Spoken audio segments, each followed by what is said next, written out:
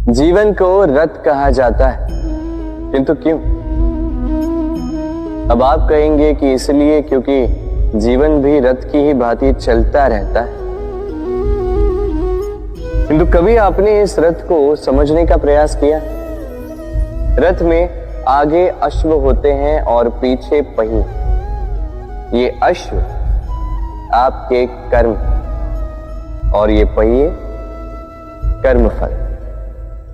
ये अश्व जहां जाते हैं, ये पहिए उसी के पीछे पीछे आते हैं। यदि आपके अश्व यानी आपके कर्म शुभ सरल मार्ग पर चलें, तो आपकी यात्रा आनंदमयी होगी। यदि दुष्कर्म के बुरे पथ पर चलें, तो आपकी यात्रा गड्ढों और झटकों से युक्त होगी। अब चयन आपका है, आप क्या चाहते हैं? आपकी यात्रा आनंदमयी हो या पीड़ादायी? अपने कर्मों के अश्वों को नियंत्रण में रखें। फल का पहिया सदैव आपको मधुर रास ही देगा। राधे राधे। प्रकृति ने हर जीव में एक भाव भरा है ताकि वो निश्चल ना रहे, कुछ न कुछ कर्म करता रहे, और वो भाव है भूख। संसार में हर जीव, हर पशु पक्षी प्राणी परिश्रम करता रहता है अपनी इस भूख को मिटाने के लिए। परंतु क्या अन्य जीवों की भांति मनुष्य की भूख भी पेट तक ही सीमित रहती? तन की भूख मिटाते मिटाते कब ये भूख मन और माया की तृष्णा में बदल जाती है, पता ही नहीं चलता। और अधिकतर ये तृष्णा धन संग्रहित करने तक ही रह जाती। अपना जीवन जीना छोड़कर किसके लिए ये धन संग्रहित कर रहे हैं? आने वाली पीढ़ी के लिए। बड़ी विचित्र बात। अपना जीवन जीना छोड़कर धन संग्रहित करते करते अपने जीवन का सुख भी मिटा रहे हैं और आने वाली पीढ़ी को कर्म करने से भी बाधित कर। पूत कपूत तो क्यों धन संचय, पूत सपूत तो क्यों धन संचय। अपनी संतान को संस्कार दीजिए, धन नहीं। यदि संतान संस्कारी हो तो अपना स्वयं का एक संसार बना ली। यदि असंस्कारी हो तो आपका बना बनाया संसार यूं ही नष्ट कर दे। इसलिए जीवन में यदि कुछ संचय करना है तो ज्ञान संचय कीजिए, प्रेम संचय कीजिए, और मेरे साथ प्रेम से कहिए राधे राधे। मकड़ी इन बड़े ही परिश्रम से इसे बनाती है, अपने शरीर के रस से इसे बुनती है। क्या आप इसका उद्देश्य जानते हैं? आखिर मकड़ी इन जालों में नन्ही कीटों को फंसाकर उन्हें अपना भोजन बना लेती है। और क्या आप ये बात जानते हैं कि एक दिन मकड़ी इन्हीं जालों में फंसकर मृत्यु को प्राप्त हो जाती है? बताइए क्या करते हैं आप इन जालों के साथ? दिखते ही हटा देते हैं इनका अस्तित्व, है ना? दूसरी ओर चिड़िया का घोंसला। चिड़िया भी बड़े परिश्रम से इसे बनाती है, किंतु यदि चिड़िया इसे छोड़कर चली भी जाए, उसके पश्चात भी लोग इसका विनाश नहीं करते। कारण क्या? कारण यह है कि इसका निर्माण जीवन के संचयन के लिए किया गया था, आखेट के लिए नहीं। स्मरण रखिएगा, जीवन में आपका परिश्रम कितना भी अधिक हो, यदि आपका लक्ष्य शुभ ना हो तो आपको भी विनाश पाना ही होगा। तो सृजन करते रहिए और मगन होकर कहिए राधे राधे।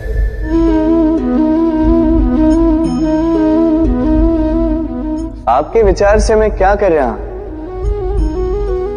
आप कहेंगे मैं दीपक जला रहा हूं, सही। किंतु प्रश्न ये उठता है कि क्या मैंने आपसे कहा कि ये दीपक है? नहीं। क्या इस दीपक ने स्वयं अपना परिचय आपको दिया? नहीं। फिर आपने कैसे जाना कि ये दीपक है? उत्तर है प्रकाश, जो स्वयं जल कर अंधकार में संसार को राह दिखाए, वो दीपक है। जो निराशा में आशा की ज्योत दिखाए, वो दीपक है। दूसरी ओर सर्प है, जो दिखे नहीं, बस फुफकार दे तो लोग भयभीत हो जाते हैं। अर्थात व्यक्ति का परिचय उसके कर्मों से मिलता है। इसलिए आपको ये बताने की आवश्यकता नहीं कि आप कौन हैं। ये आपके कर्म ही निश्चित करेंगे कि लोग आपसे दीपक समझकर प्रेम करेंगे या सर्प समझकर भयभीत रहेंगे। राधे राधे।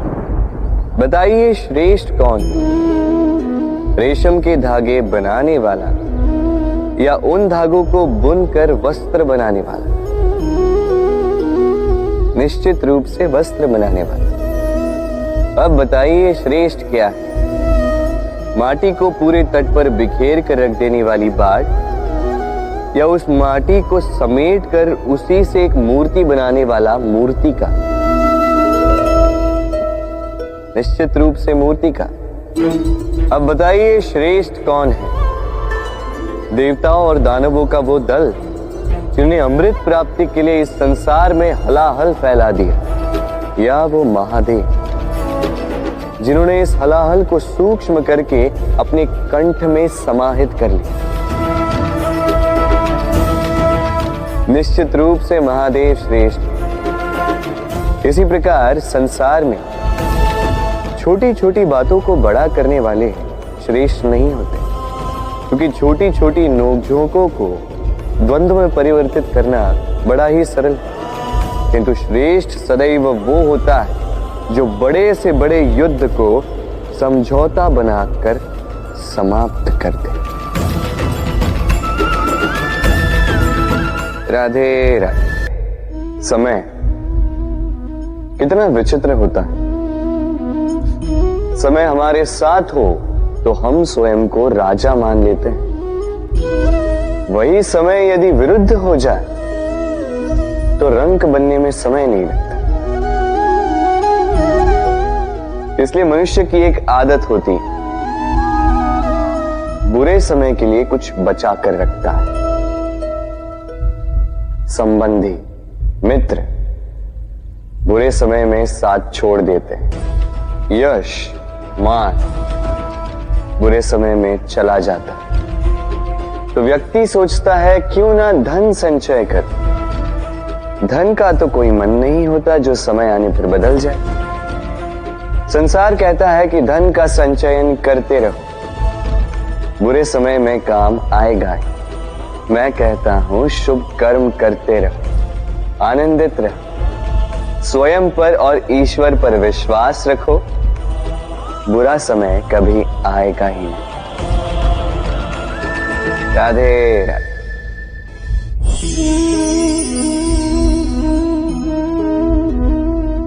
कंकड़ इतना छोटा सा कि उंगली पर आ जाए, किंतु सोचिए यदि यही कंकड़ आंख में लग जाए तो कितनी बड़ी समस्या बन जाता है।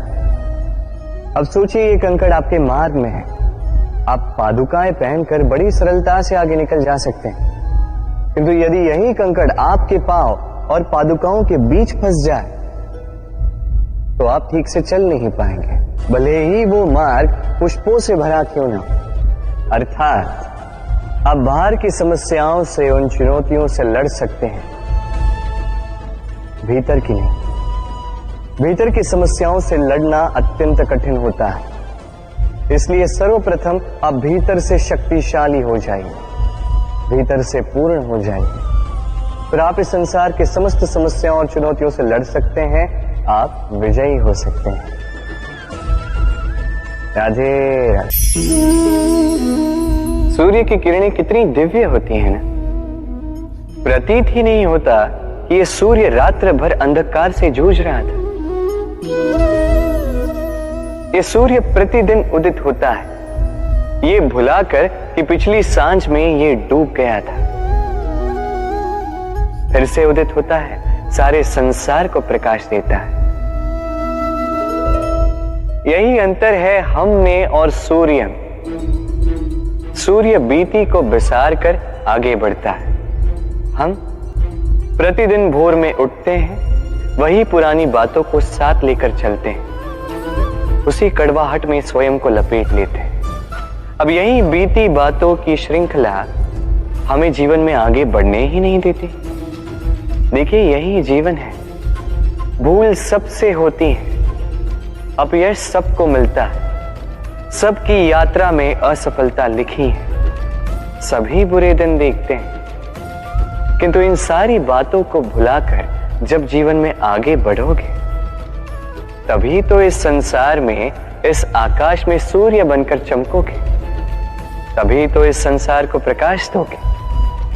इसलिए प्रतिदिन जागिए, एक नए जन्म के साथ, एक नए उत्साह के साथ, एक नए लक्ष्य के साथ,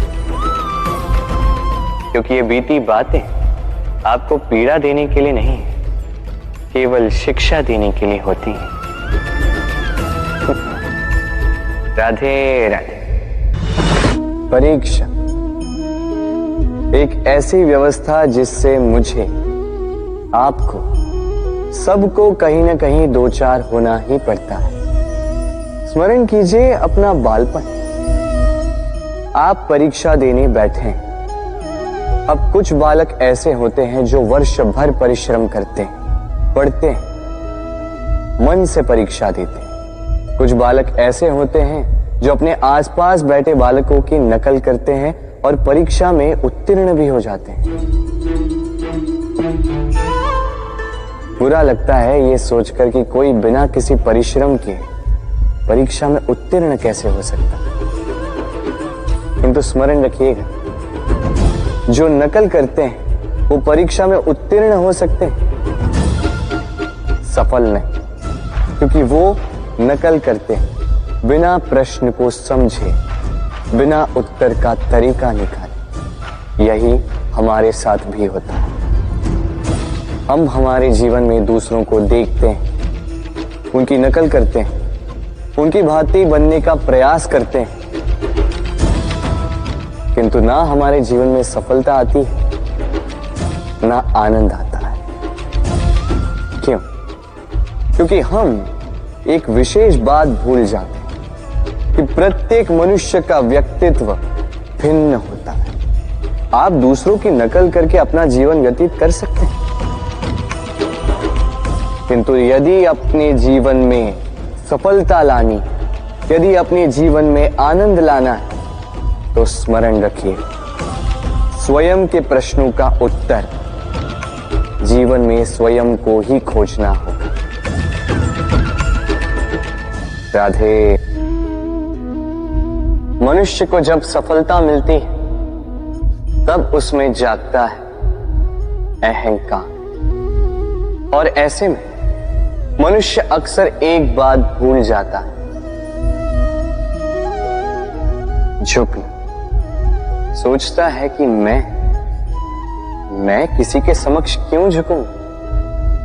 और ऐसा इसलिए होता है क्योंकि मनुष्य एक महत्वपूर्ण बात भूल जाता है। इस संसार में, इस जीवन में उसने जो भी प्राप्त किया है,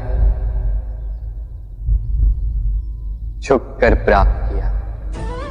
बालपन में चलना सीखा तो इस धरा पर झुककर, गिरकर। बड़ों का आशीष लिया तो झुककर। किसान को फसल काटने के लिए झुकना पड़ता, कुएं से पानी निकालने के लिए पात्र को झुकना पड़ता है। भगवान से आशीर्वाद प्राप्त करने के लिए उनके समक्ष झुकना पड़ता है। आंधियों में वृक्ष सुरक्षित कैसे रहते? झुककर।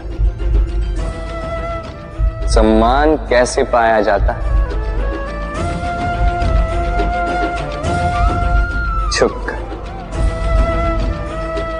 किसी के समक्ष झुकने का अर्थ स्वयं का आत्मसम्मान खो देना नहीं, उसका अर्थ होता है विनम्र। हम मनुष्य हैं और इस आकाश की ऊंचाइयों तक पहुंचने के लिए हमें किसी पक्षी की भांति पंखों की आवश्यकता नहीं।